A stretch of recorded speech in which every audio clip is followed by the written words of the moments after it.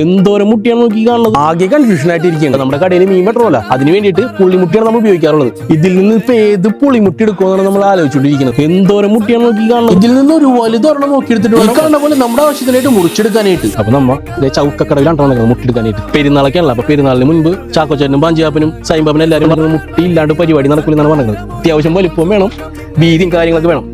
അപ്പൊ ഒരു 4-6 മുട്ടിയെങ്കിൽ നമുക്ക് ട്രെയിൻ കിട്ടേ വേണം. ഇതെടുക്കണോ അല്ലെങ്കിൽ ഇതെടുക്കണോന്ന് ആലോചിക്കുകയാണ്. ഇത് കേടാണെന്നാണ് പറയുന്നത്. അളവായിട്ടാണ് വന്നത്. അപ്പൊ നമ്മുടെ വിൽക്കണ ചേട്ടനോട് ചോദിച്ചറിഞ്ഞിട്ട് നമ്മുടെ ആവശ്യവും കാര്യങ്ങളൊക്കെ പറഞ്ഞപ്പോ ആ ചേട്ടൻ തന്നെ ഒരു മുട്ടി സജസ്റ്റ് ചെയ്തിട്ടുണ്ടായി. അങ്ങനെ ഈ കാണുന്ന മരമുണ്ട് നമ്മൾ സെലക്ട് ചെയ്തത്. ഇനി അത് കൊണ്ടുപോയിട്ട് നമുക്ക് തൂക്കി നോക്കാം. അതിനോട് പ്രത്യേകം സജ്ജീകരിച്ച വലിയൊരു ത്രാസ് തന്നെ ഉണ്ടായി. അതിൽ ഈ കാണുന്ന പോലെ തൂക്കി നോക്കിയപ്പോൾ ആ പുളിമരത്തിന്റെ കഷ്ണത്തിന് 128 കിലോ തൂക്കുണ്ടായിരുന്നു. കിലോയ്ക്ക് 11 രൂപ ഉണ്ടാവില്ല. അങ്ങനെ 1400 രൂപ കൊടുത്തിട്ട് നമ്മൾ ആ മുട്ടി അങ്ങോട്ട് വാങ്ങിച്ചു. അപ്പൊ ആർക്കെങ്കിലും വേണമെന്നുണ്ടെങ്കിൽ നമ്മുടെ പുത്തമേരിക്കിലെ ചൗക്കക്കടവ് ഉണ്ടല്ലോ, അവിടെ പോയിട്ട് ഈ സംഭവം കിട്ടും. നമ്മളതിനടുത്ത് നേരെ കൊണ്ടുപോയി നമ്മുടെ കോട്ടപ്പുറത്ത് ഒരു മില്ലിലോ സ്ഥിരമായിട്ട് നമുക്ക് ഇവര് തന്നെയുണ്ട് മുട്ടയ്ക്ക് അറുത്ത് തരാറുള്ളത്. പക്ഷെ നമ്മൾ ഉദ്ദേശിച്ച വലുപ്പമുള്ള മരം കിട്ടാത്തതുകൊണ്ട് നമ്മുടെ അളവിനനുസരിച്ച് മുറിച്ചു വന്നപ്പോൾ ഈ കാണുന്ന പോലത്തെ 4 മുട്ടിയാണ് നമുക്ക് കിട്ടിയിട്ടുണ്ടായിരുന്നത്.